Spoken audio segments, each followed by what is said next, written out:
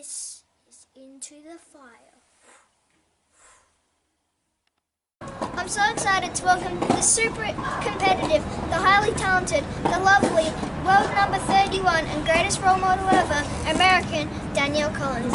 Nice to meet you, Danielle. Nice to meet you, LJ. I've really enjoyed researching you. You're an amazing person and a person who young kids should really look up to. Thank you. I appreciate that. That's okay. You're one of the most humble players on the circuit. Do you think that doing it tough as a youngster made you more appreciative of what you had achieved? I think so. I didn't grow up with a lot of money, and I ended up, picking up tennis through just going to the public courts and playing. I didn't have tennis lessons. I didn't really grow up in the country club lifestyle that so many of the American tennis players kind of, have that upbringing. And so I think it kind of made me a little bit more humble, especially too going to college and then getting to have some real life lessons there. And it makes you actually become more appreciative once you start traveling and going to so many cool places. I think if I would have started traveling when I was younger, I might not have that appreciation because I just didn't have the maturity. But I think going to college kind of helped me gain a lot of important life lessons to where this has made it more fun and even cooler. That sounds good. You didn't come from what many would call a privileged background, even practicing on outdoor courts, not some fancy academy. Did you ever lose hope of not making it? Yeah, I think there were times when I thought that it was going to be impossible to make it just because of my parents' financial background and seeing so many of the other kids in the States having unlimited sponsorships or coming from really wealthy families. It just felt like I didn't fit in at times. But as I got older and going to college, I kind of made the right connections there. And by playing at UVA, I kind of played for a purpose bigger than myself. And I think through that, I gained the right type of friendships and relationships so that when I started playing on tour, I had the right type of support behind me. And, I could go out with confidence knowing that people had my back. Yeah, that sounds really good. You went to college in America and have gone on to the circuit from there. How important was it for you to get a good education? And do you think it's these experiences that many young players miss out on now? Yeah, for me it was the best decision going to college. I got to have a full scholarship and got to have, I got to receive a degree from one of the most prestigious universities in the country. So for me it was great. But for other people, it might not be the best decision. And for somebody like Coco Gauff, for example, I think it's pretty obvious she made the right decision turning pro. But I think for a lot of people, if you're kind of in that middle ground where you're not really sure if you can make it being a top player, or you feel that it could be a potential struggle financially, I think college is a great option because you get to meet so many incredible people there and you get to have an experience that you'll carry with you the rest of your life. Yeah, that culture sounds pretty good. Yeah. People have called you too emotional, which is ridiculous, let me just say. I find it hard to understand how when you say come on, they say you're too fiery. But Leighton Hewitt was applauded for it. It seems sexist to me. It must drive you crazy. Yeah, I definitely think that it's a little bit sexist when people say those types of things, but unfortunately that's the way society can be sometimes, and I just try to live my life being myself, and I think that's the best way to go about it. You never want to try to pretend to be somebody that you're not, and I'm definitely feisty and fiery on the court, and that's just something that I have to use to my advantage as much as possible. Yeah, that's good. Yeah. I'm sure playing tennis is a great life, but it's hard to be on the road so much. What are the pressures of the lifestyle? The pressures of being on the road. I think having so much luggage, honestly, I think that's one of the biggest pressures. Sometimes I don't know how I'm going to get all my bags to one place.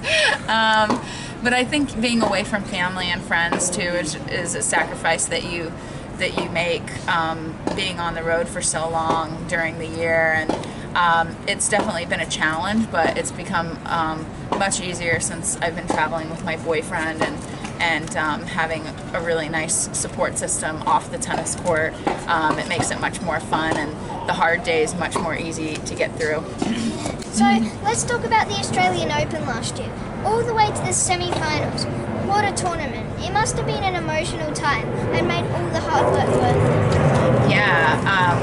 Yeah, it was definitely an emotional time. I didn't go into the Australian Open thinking that I was necessarily going to make the semifinals, but I knew that I was playing well and had put in a lot of hard work, so I just went out and played and kind of forgot about everything else, and I ended up getting a lot of great matches under my belt, and I think looking back on it, it was kind of a whirlwind and kind of an overnight success in some ways, but I'm hoping to continue that forward and hopefully have more runs like that in the future. Definitely did good. With such a great tournament comes more media attention. How does someone so humble handle it? Yeah, for me it's been a little bit of a challenge balancing, especially those first couple months after the Australian Open last year. I really kind of felt like I was in the spotlight more than I thought I was going to be, and I was almost shocked by the attention that I got, because I guess I don't really look at myself like as being this interesting of a person, but some people have obviously found a lot of interest in my career and other things off the court, and so I've kind of had to learn how to balance that and use it as a positive thing, and it's been hard sometimes with being able to always control the messages that are put out about me, but I realize that there's a lot of great things that come from the media, and I think it's a great way for my fans to get to know who I am off the court, and that's probably been one of the most special things about it is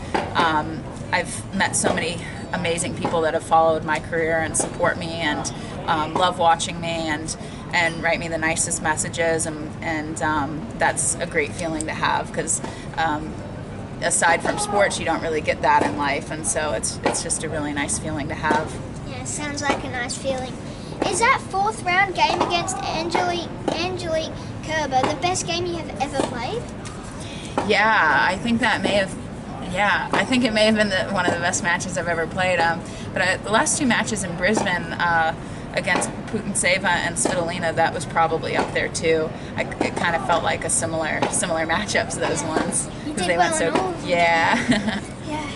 In the semi-final, you have a real chance to win the first set. Do you look back and think maybe that close first set might have impacted the next set? Yeah, I think it was unfortunate that they made that decision, and I certainly think that to some extent, because I was playing in the semifinals and the top seed was down, I think they felt that they needed to close the roof because maybe it was too hot for one side.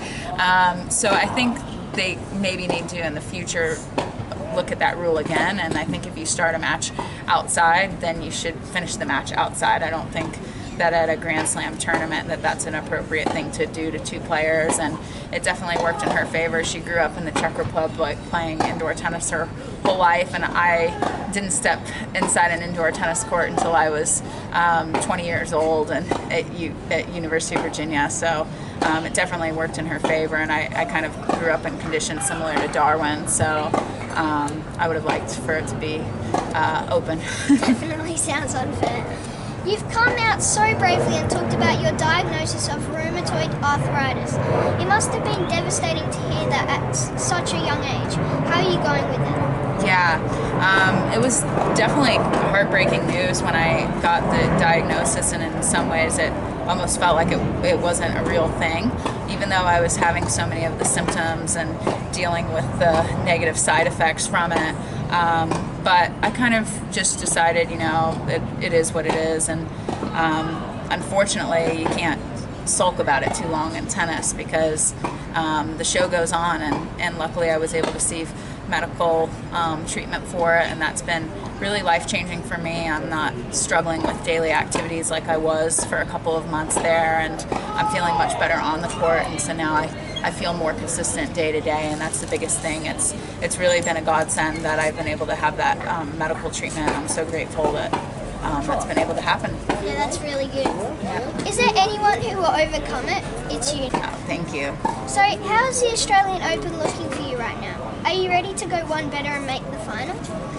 Yeah, I really have goals of trying to become the #1 player in the world one day, and and winning a Grand Slam. And so I want to do even better there this year, and I hope to play some great matches and go out and enjoy it. Yeah, I'm pretty sure you will. The great part about Australia is that we all love the never give up attitude, and all Australians love a hard-working story like yours. How do you like Australia? I love Australia. I work with 3 Australians. I work with Tom, Evie, and Jay, and they're all from Australia, so it must be the accent. But I think Australians are really friendly people, and I always get a lot of great support here, and it's one of the most fun crowds to play in front of. I feel like whether you're the underdog or you're the person on top, they always treat people respectfully, and it's just a fun environment to be in, and it's a beautiful country, so I get to check out some really cool places while I'm here too, which is an added bonus. Yeah, very cool. Give me a quick one-word answer to these Australian icons. Vegemite.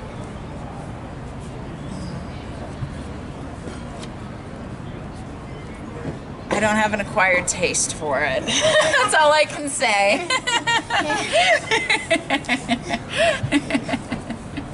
Koalas. Koalas. Fun. Yeah. AFO. Tough. Yeah. Ash Barty. I'll skip that one. Yeah, I'll skip she's that a pretty one. good player though. Well, Nicole, no one leads into the fire without learning something from me. You see, I love people showing passion in sport. I love when athletes show how much they want to win. And you are a champion. So imagine this. It's the first round and you reach for a big forehand as a player goes to the net and you smash it past her. Then out comes the into the fire. Do you want to have a try? Do I want to have a try? Yeah. Ready? No, this way first. Like that. What do you want me to do? Out first. Out first? Yes. Yeah. And then go like this? Alright, that's good. Do you want to try together one more time? Yeah. Yeah, that's pretty good. Well, Danielle, you keep competing hard. It's great showing young girls that it's okay to be competitive and passionate about the sport they play. You're the ultimate role model for all young kids who have dreams of making it. Thank you. Thank you so much for chatting with me today. I'll be there round 1 to cheer you on. If you need anyone to fill up your players box, let me know. Okay. Thank you, LJ. Thanks.